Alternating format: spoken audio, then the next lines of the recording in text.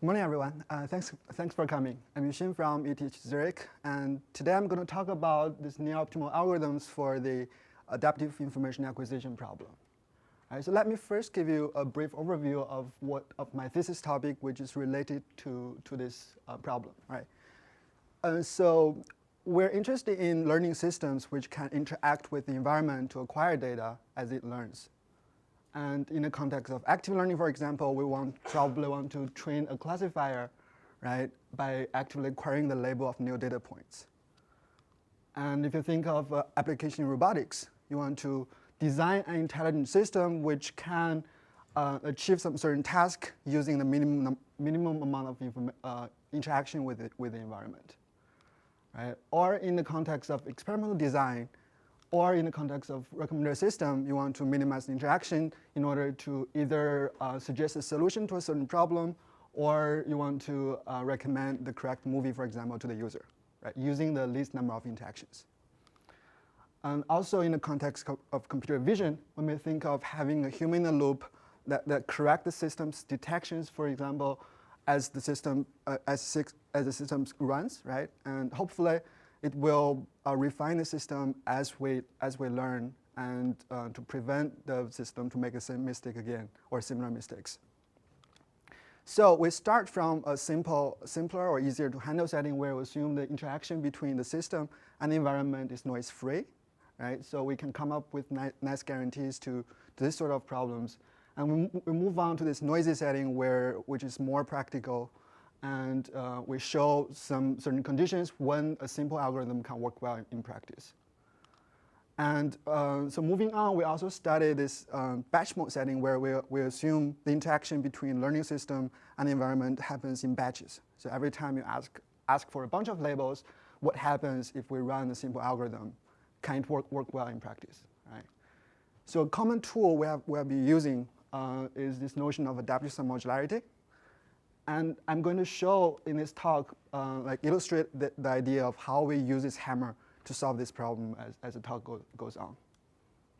All right, so I'm going to focus in particular on one problem in Bayesian active learning for decision making.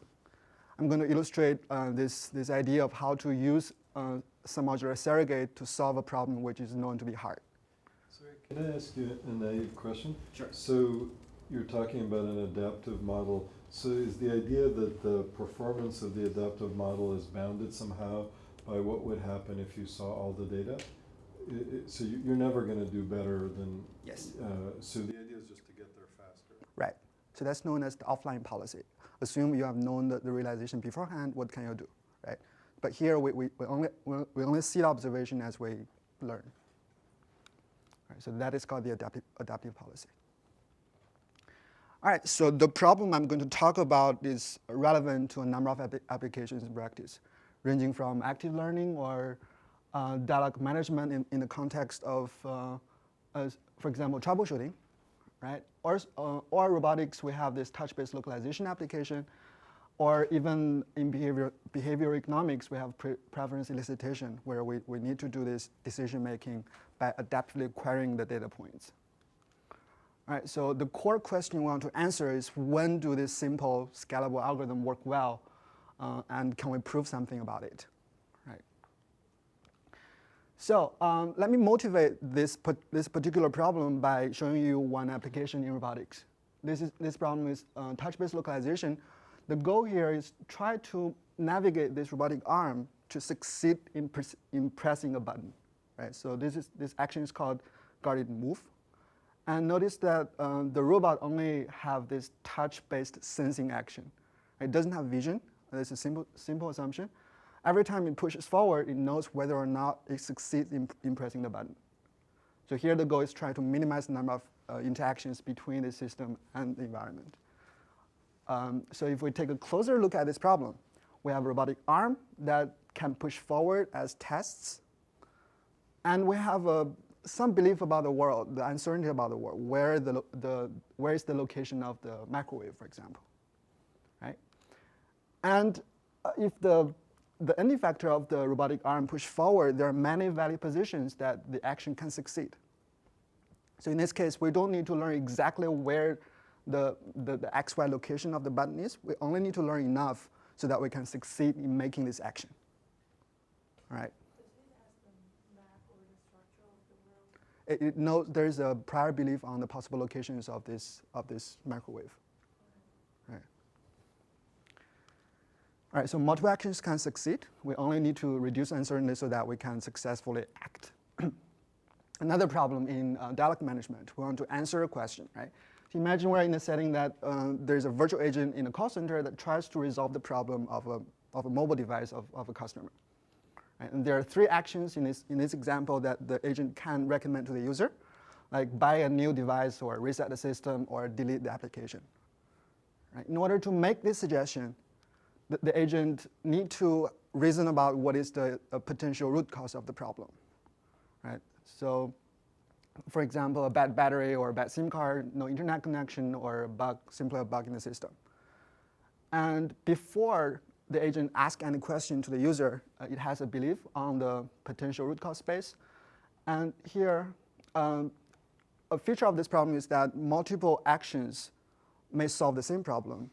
Also, for same root cause, we can, like for multiple root causes, they may share one common decision. So this is similar with the previous application in nature. And another feature of this problem is that it is adaptive in nature. So we can ask question, the user can answer yes or no, and the agent update its belief, and then iteratively ask more questions, and until at a point that we can stop to successfully make a high quality decision with high confidence, right? And if the user answers things differently, the agent may make a completely different decision. Right? So it's adaptive policy. That's important to know. And we want to see when does this algorithm act. Can we design an algorithm that act optimally or near optimally? All right, so to put this problem more abstractly, we formalize the problem as follows. So we assume there is a known space, a finite set of root causes, like the battery thing or bug, and they're represented by dots, right? And corresponding to each of the root cause, we can take some actions which is supposed to be optimal for that root cause if the dot is contained in that region. Right, so we can make actions, and we can perform tests. By revealing the information about the tests, we know something about the potential root cause space. So test is informative, and we can observe its outcome, and based on which we can update the belief space about the hypothesis, about the root causes. And we associate a random variable xi to test I, right? And we assume that the conditional probability of a test outcome given a particular root cause is known. And tests have a cost, of course. We want to minimize the cost of performing those tests. Right? So for now, without unless otherwise pointed out, I assume that test is noise-free, which means if the test outcome is known, then we know exactly if a hypothesis is true or a root cause is true or not. So in this case, if we observe the test outcome to be realized in that direction, we know that root causes over there shouldn't be the true root cause. Right? So we can eliminate the inconsistent root causes after we have seen the test outcome. And then we define a set of policies which is which encodes the strategy of us performing tests. So our policy is represented by a decision tree, which starts from a top node, which is the first test to perform, and edges represent the realizations of the test. So if we see a different realization, we may follow a different path of the tree, right? So if we follow this particular path here, the highlighted part, we may perform tests like this. We perform test, observe its observation, and continue. So until we reach a point where we can make a high quality decision. So to measure the quality of the decision, we need to define some objective function, right? So assume there is some objective function that is available, right? One example is that the utility of performing these 2 tests and observing the outcome like that is going to be some real value, right? We want to maximize this utility in some sense. So the optimization problem is as follows. We want to find optimal policy for decision making. Decision is this target, right? We want to learn the value of the target variable by performing tests. So this is sort of the mean cost coverage problem. We want to minimize the cost while while we want to cover a particular or a specific threshold of the utility. All right, so here for this task, if you assume the test neuron is free, then we can imagine we want to reach a situation where once we finish the testing policy, there is one decision that can be made, which is optimal, right? So if everything is contained in one region after we perform all the tests, then we're done. So we can just recommend this action to the user. So is that clear at this moment? All right, so we call this problem the decision region determination problem in our 2014 paper in iStats. Basically, illustratively, we want to find a policy, right? A policy among all feasible policies, such that upon termination of the policy and upon any kind of realizations of the data, we are achieving this constraint. Right? All remaining root causes are contained in one particular region. Okay, so the problem is hard. That's good news and bad news. There are challenges. So if we run a dynamic programming algorithm, of course, we can find the optimal solution of the problem. But we may suffer exponential large search space, so it is pretty hopeless if we want to find optimal policy. Right, so the question here is to ask how we can design a scalable algorithm that works good, but even though not optimal, but it works well in practice and in theory. All right. So in practice, we run this just simple Grady algorithm. We find a heuristic objective function, and we just greedily maximize that. So imagine we have seen a sequence of realizations of the test outcomes like this, and we want to find the next test, which is the best at this current stage, this myopic best test. Right? So we define this score function as the conditional expected benefit of adding an item into the existing set, like the expected difference between the value before or after we add this point to the set. All right, so it works as follows. We start with the initial set, empty set. And every time we iteratively pick a test that maximizes this score function, and we add it to the set, and so on, until we reach this stopping point. All right. And we want to answer the question again, when does this adaptive policy work provably well? Right. So there are many heuristics people can exploit. And if we cannot find any counterexample of why this heuristic doesn't work, then we're happy. Right. So one particular tool people have been using to solve this sort of optimization problem is by the property of some modularity. Right. So some modular function is a set function which have the following property. So it says if we add an item in the context of smaller set, then the gain is larger than if we add this item to a larger set. So there is no surprise actually in the selection process. Right. So if you find this item, then you know the gain of this item will never decrease later on, and never increase. Before you go into submodularity, can you just go back one slide? Of course. So this, again, question may be off, but there's a Grady algorithm for knapsack, which is within a factor of 2 of optimal. And I'm just curious, is this analogous? Is there a property of this problem that's different? So knapsack, what is the constraint? So we're talking about like the constraint optimization? Trying to fill the knapsack Yeah. As tightly as possible, right. Given a set of objects. Good point. So first is not adaptive, right? There is a non-adaptive setting where we can exploit some property like some modularity for this task. And if we talk about maximization by some modularity, there is also a constant factor approximation. It's not 2, but it's like 60%, 63%. So it's similar in nature, right? All right. So some modularity is a discrete analog of concavity, if you see from this definition, right? If you replace the AB with a real number, replace the S with a real value, then it's exactly the definition of concavity. So based on that, we have strong results for maximizing some modular function. So as a consequence, we have many well-known problems which can be proven as a special case for some modular optimization. And so we have many applications as well. And we're interested in this adaptive setting where we can sequentially perform tests, observe its outcome. So it's not a set function over the items now. It's a set function over the realizations, right? Actually, it's item and observation pairs. As we perform more tests, we have more pairs in our set. And adaptive sum modulator basically describe the phenomenon where we add a test to a larger realization. And the gain is simply smaller than if we add this test to a smaller realization in expectation. All right, so it's just some modularity, but in a adaptive setting, right? It's a natural extension for this sequential decision-making task. People have shown that if a function is monotone, adaptive monotone, and adaptive submodular, then for this sort of mean cost cover problem, we can achieve a logarithmic log factor approximation of the optimum policy, which is good. So, and it is also the best algorithm that can be, or the best guarantee that can ever be proved.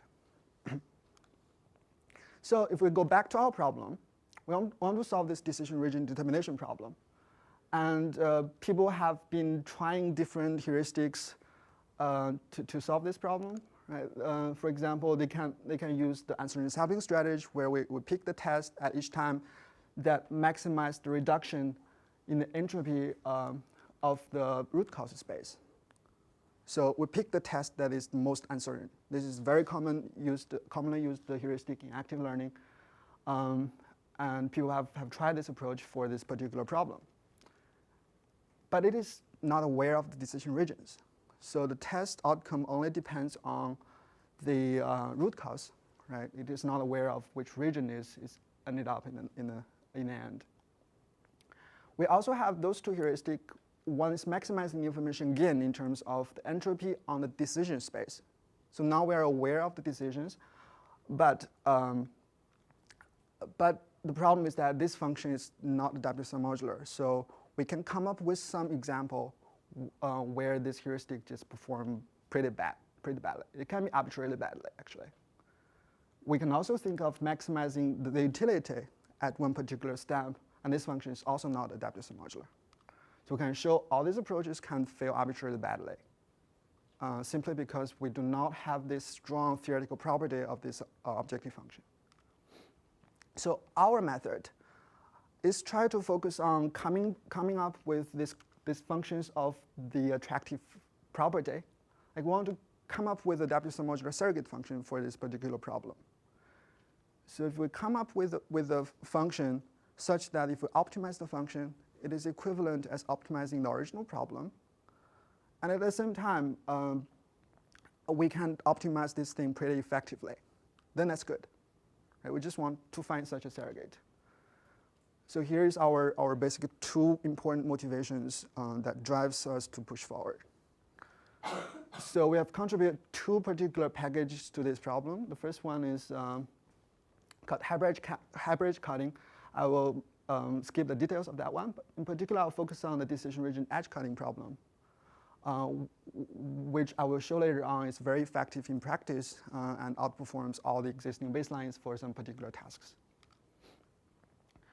Okay, so there has been some attempt trying to attack this problem, right? But people have only looked into the case where those regions are simply disjoint. So there could be overlap, which is very common. But let's first look at this particular setting where the regions do not overlap. We're going to use this as a subroutine for our solution. Right, so we have three actions in the troubleshooting application. Basically, a reset system, delete an app, or buy a new device. Right? And corresponding to the three decisions, we have these 5 root causes. For this particular root cause, we use this action. For those root causes, we buy a new SIM card, for example. And here, the size of the root cause of the squares represent the probability of the root cause being true. And so notice that our goal is to try to predict which is the best action. Right? We only want to differentiate between the root causes that lies within different regions. We don't care if they end up in the same region. We don't care if they're different. So we only want to resolve the uncertainty between pairs of hypotheses or root causes that do not share a region. So I hope that intuition is clear. So we draw edges between root causes since we're talking about pairs of hypotheses, only if they do not share a region. And we associate the weight to the edge by assigning the product of probabilities between two incident hypotheses. And if we observe something, then we will remove all the inconsistent hypotheses. As a consequence, we cut the edges that is associated with the hypothesis. Right? So as we cut more and more edges, then we're learning more and more. So this actually measures the progress of us resolving the uncertainty of our interest. All right, so we define this objective function by just taking the expectation of the reduction in the edge weight. So every time we perform a test, this value of the test will be this difference. And we can show that this function is adaptive sum modular. And as a result, the Grady algorithm on this problem is near optimal. Everything good? OK. So like what's interesting for us is that we have overlap, right? We cannot draw edges between arbitrary hypotheses which lies in different regions. Because for this case, like 3 and 4, they share a region, but if the solution is R1, then we cannot draw, we have to draw an edge. But if the solution is R2, then drawing edge between 3 and 4 doesn't make much sense. Right, so we decompose the problem into multiple sub-instances, where each instance represents one particular possibility of what is the right decision. Right, so we have two regions, we have two subproblems, and we want to solve one of it. So as long as one of the subproblems is resolved, then we're done. We know exactly what is the corresponding solution to this problem. All right. And a more complex example with three decisions to make. It's a bit crowded in the figure, but as we decompose the problem into subproblems, you can see clearly we have a structure where the resulting decision regions or the subregions, they do not overlap. Right. So in this case, first we assume R1 to be the correct decision. Then we create 1, 2, 3, 4 unoverlapping regions. With this subregion does not have any root cause. And then we can just draw edge between this root causes which do not share a region. All right. So to prove my previous claim, basically saying if we solve one of the particular problem, we're done. Let's see. Like if we perform a test, and we observe the test outcome to be that direction, right, which means all the hypotheses which is inconsistent will be removed. And now, in the 3 subproblems, I cut all the edges for this particular problem because we know these hypotheses are inconsistent, then the edges are gone. And now we know that this particular region is the true region. Right? And we don't care how much progress we have made in the other two subproblems. So now you can see there's a pattern that we can OR all these subproblems together. As long as one of the subproblems gives us value 1, then we achieve the final value as 1. So here we claim that cutting all the edges in at least one of the decomposed graph is a sufficient and necessary condition of solving the original problem. And we have 3 subroutines which employs the algorithms for the non-overlapping case. And we want to combine all these 3 subproblems together as one integrated objective function. So here we have 3 instances. We OR them together by using this mathematical noisy OR operation. We define our final objective function as 1 minus the product of 1 minus the subproblems. All right, let's just take one example. If everything, so okay, we normalize the objective function for each of the subproblems to between values 0 and 1. If we perform no test, then everything is 0. Then if everything is 0, then it's 1 minus the product of 1s, then it's 0. Right? And if one of the values is 1, then we have 1 minus 1, which gives us the, sorry, if one of the values is 1, then we have 0 here, then the final objective have value 1. Yes? This might be a dumb question. Yes. Are you always guaranteed to find a solution? Yes. So assume, so if we cannot find a solution, then even the optimal algorithm cannot find a solution as well. We just want to compare with the optimal. Yeah. But hopefully later on, if I talk about this noisy setting where the tests are not deterministic, then we don't know for sure if that solution is the true solution, but we can also have some guarantees on that. Okay, so interesting point is if we use this mathematical noisy OR operation, then we can prove that it actually preserves adaptive modularity. So we know that the subroutine EC square equivalence class edge cutting objective is adaptive modular. This sort of integrated objective function is also adaptive modular. A side note is that this operation does not always preserve adaptive modularity. So it's, there is some tweaking in the proof actually, just to exploit the structure of this EC square objective function, which gives us the desired property. Okay, so we have an adaptive submodular objective function now. We optimize it by just running this simple Grady algorithm. And we can achieve this sort of guarantee. So we have the cost of a Grady algorithm, here illustrated by the depth of the decision tree, average depth. And here we have the cost of optimal algorithm, which is average depth of this decision tree. So there is a log factor approximation where P mean is the minimum probability of any particular root cause. So imagine there is a uniform distribution on the belief about which root cause is true, then this is just 1 over the number of root causes, which is log n, right? It's log of the number of root causes. And m here is the number of regions simply because the fact that we decompose the problem into m particular subproblems. And then the product of the edges, if we're taking the product, then there will be the p mean raised to the power m in the log factor, which translates to a linear bound. Right? So if m is large, then we're not very happy, because the upper bound is going to be pretty large. All right. So we want to suppress this problem. We want to design a smarter strategy where if m is large, we can still have hope to maintain a relatively good quality bound. So we want to replace this m with something smaller. So now let's see. We have this example where we have 6 decisions.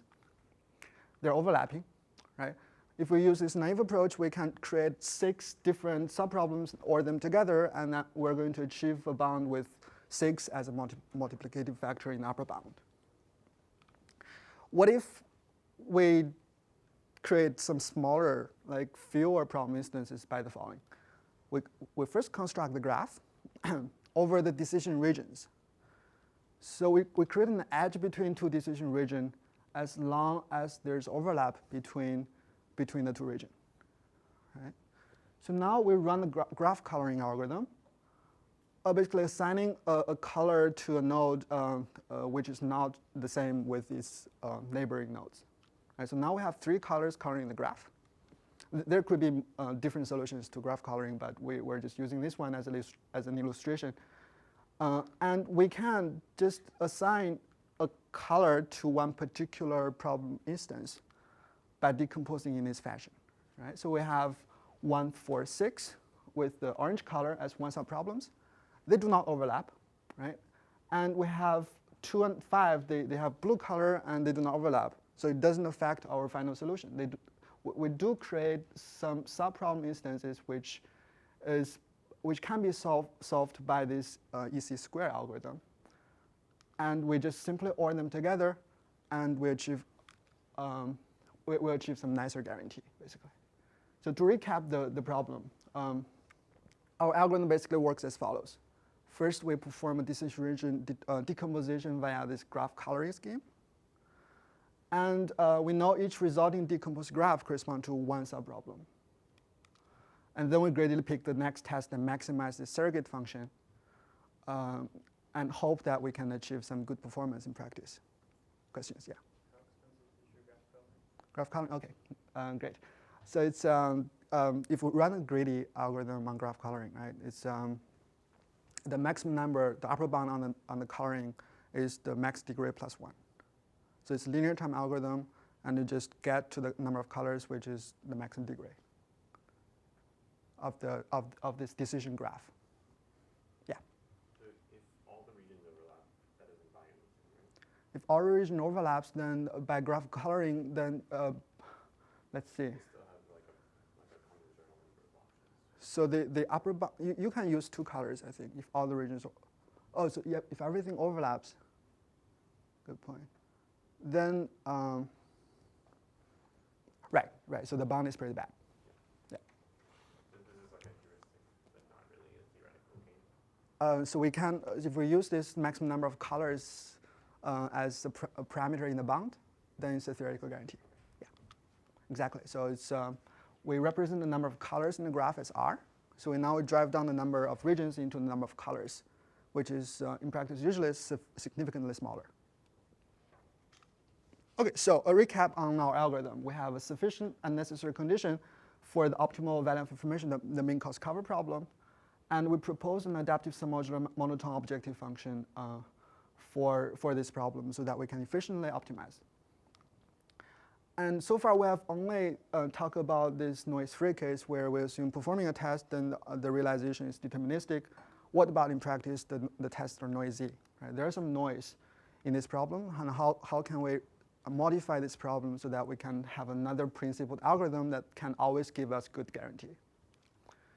So I'm going to keep this short, but the intuition is quite interesting. So if we have the similar problem set up as before, we have these root causes corresponding to the regions. Now if we observe a test outcome like this, like those shaded area means the inconsistent regions, we simply cannot cut away those hypotheses because there's still a possibility of those hypotheses being true. And now, how about just to discount the weight of the probability of the hypothesis so that we only consider the discounting instead of the edge cutting? So actually, the discount factor we use is the likelihood ratio of a particular root cause. If we observe a test outcome being like this, then if a root cause is less likely, then we discount it more. If a root cause is more likely, we discount it less. So this algorithm we call it equivalence class edge discounting. And actually, we can prove that by using this just simple modification of the previous algorithm. We can achieve a near-optimal guarantee like the following. So we compare ECED with optimal algorithm, which is allowed to achieve a lower error probability. So there is a more strict condition on the optimum policy. Then we can show that the cost of this ECED algorithm is actually a log factor away from the optimal cost. Okay, so some experiment results.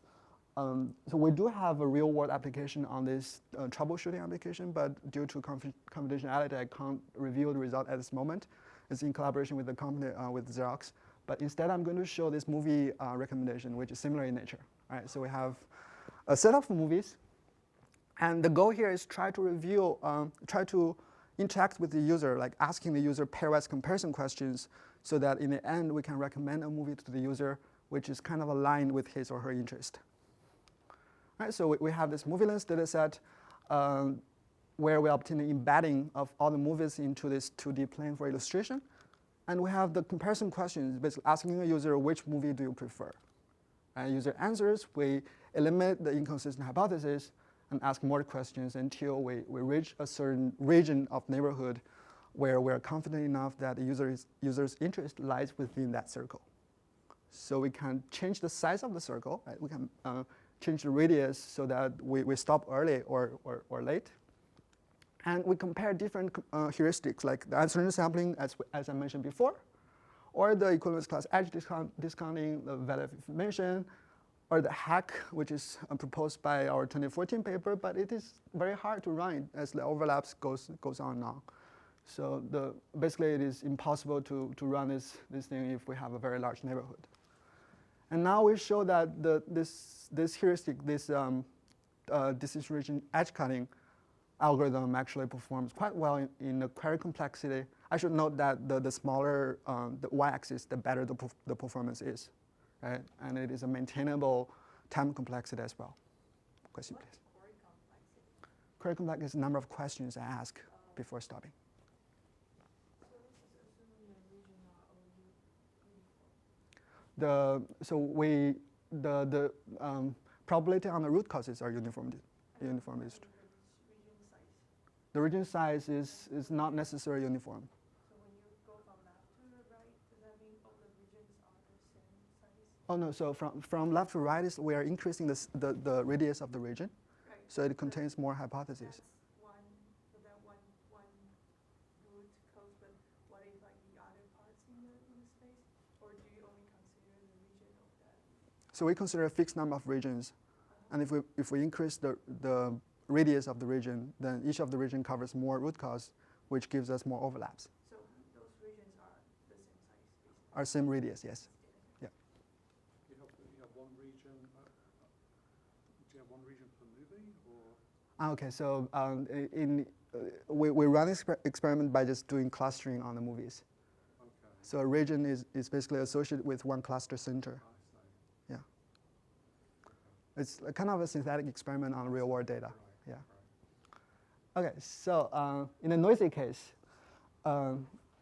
here we just assume we can't eliminate the movies. Right? We just discount the weight of the probability as we go on and on.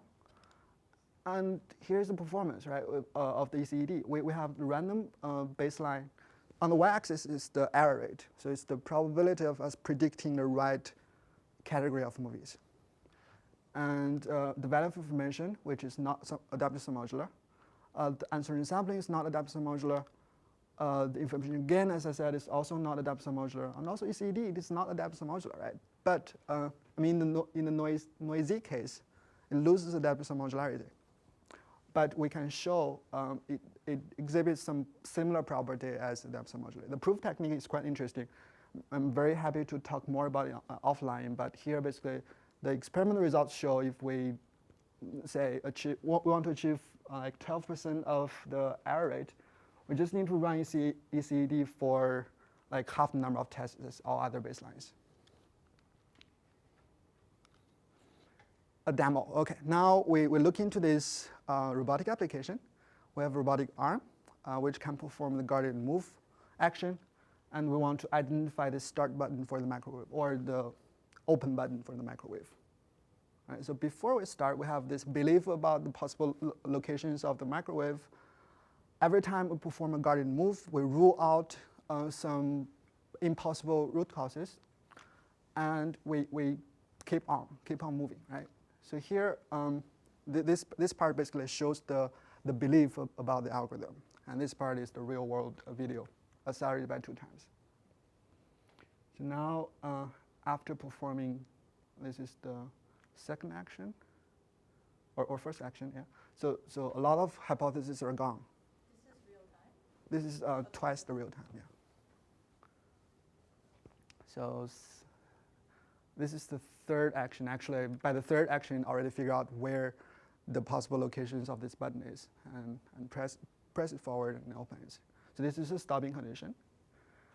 And we can, if we compare this circuit algorithm with all the competing like state-of-the-art baseline, it is 5 times faster than the best one so far. Okay, so one. Sorry. What is the question again? Sorry. 5 times faster in terms of the number of attempts that it tries. Time. Yes. Yes. Time or the number of attempts? So it's the time, computational time. Yeah. So the query complexity is similar actually. Yeah. Okay. Just so if we run this hack, the other algorithm we have in 2014, it's actually impossible to run. So the time is infinity, but if we can actually run it, we can also finish within 2 or 3 attempts. So where does this belief come from? The what? Sorry. This, like, the belief basically, like. So it's prior knowledge. Yeah. Basically kind of collect different type of microwaves and build this model. It's, yes, you can say that. Or it's the same microwave, but it's in different locations. We want to figure out where the location of the microwave is. It's basically in the upfront, right? But we don't know exactly the location. So you basically know the structure before you start. Yes. Yes. All right. So this will be my conclusion slide. So we have this class of near-optimal algorithms for decision making, right? For adaptive information acquisition for decision making. And this is in a sequential setting where we obtain feedback every time we ask for a label. In a singleton case, where each region contains only one root cause, this is a very well-known problem in the noise-free setting. This is called the generalized binary search algorithm, which can give us a log n time guarantee, log n query complexity guarantee. And if we look further, the disjoint region case, which can be solved by equivalence class edge cutting, which also gives us a adaptive modular surrogate, which is log n guarantee. So in the first part of the talk, we have seen this overlapping case with this decision region edge cutting algorithm, which exploit the property of a modular surrogate. As a result, we have this log n guarantee as well. So in a noisy case, we look into this equivalence class edge discounting algorithm.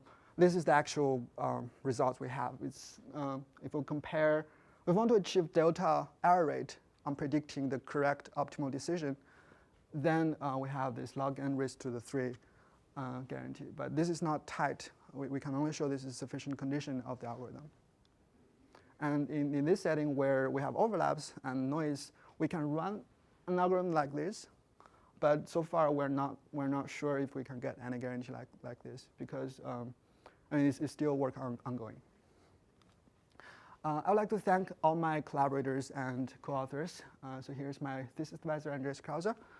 And we have colleagues from ETH when those works are actually done, but now they're basically everywhere. We have folks from CMU, which offers this robotic platform so that we can experiment on. And we also have a collaboration with ecologists, which gives us this data for object detection. But that work I haven't mentioned. But there could be a very interesting extension possibly for knowledge-based completion or link prediction. So, and this work is supported by a ERC grant in Europe and a Google doctoral fellowship. So thanks a lot for the audiences for your attention. And with that, I'm ready to take questions.